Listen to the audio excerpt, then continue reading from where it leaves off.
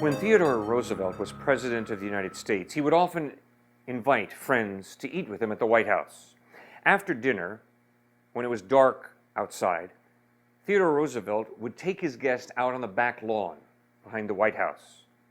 He would find a star in the night sky, point at it, and say, "That is the spiral galaxy in the constellation Andromeda. It is as large as our Milky Way. It is one of 100 million galaxies.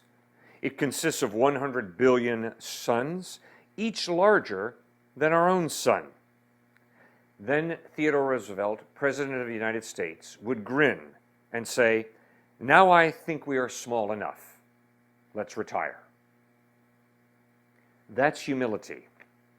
Humility is an accurate understanding of how big God is and how small I am, how incredibly significant God is, and how significant God has made me.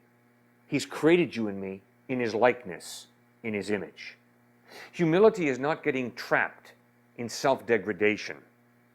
Humility is learning to deny my self-centeredness and come alive in Christ, come alive to be the person that God created me to be. In other words, humility is saying, "God, you're the one who made me. What did you make me to do? What is your purpose for me? I want to do your will. I want to live out the purpose for which you made me." You see, life is not a tale told by an idiot, full of sound and fury signifying nothing, and therefore I should feel free to create whatever I want to out of my life. No, life is a precious, significant gift that God has blessed you and me with. And He's blessed us with this gift for a purpose. To love Him with our heart, soul, mind, and strength, to love our neighbor as ourselves. Repeatedly, the Bible communicates, God opposes the proud, but gives grace to the humble. When I am proud, I am pushing God away. When I am proud, I am pushing people away.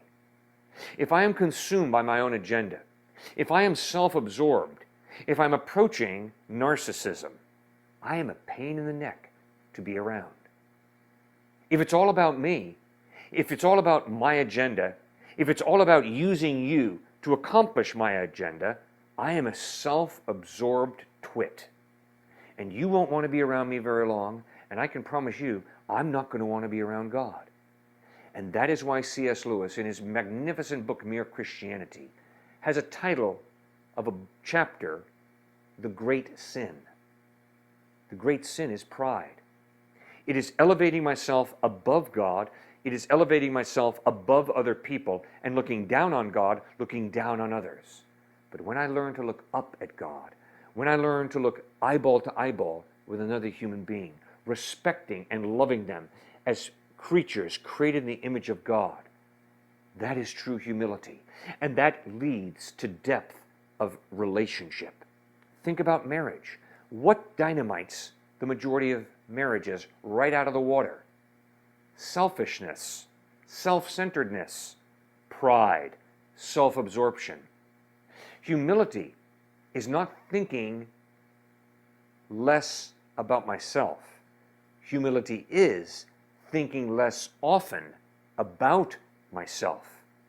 And what that allows for is space for me to enjoy you, for me to give you my attention, for me to listen to you, for me to consider how I can meet your needs and help you get ahead in life. And there is no greater example of humility than Jesus Christ. He was God, the creator of this cosmos, the cosmos that President Theodore Roosevelt used to love to look up at late at night when it was dark outside and the stars were shining.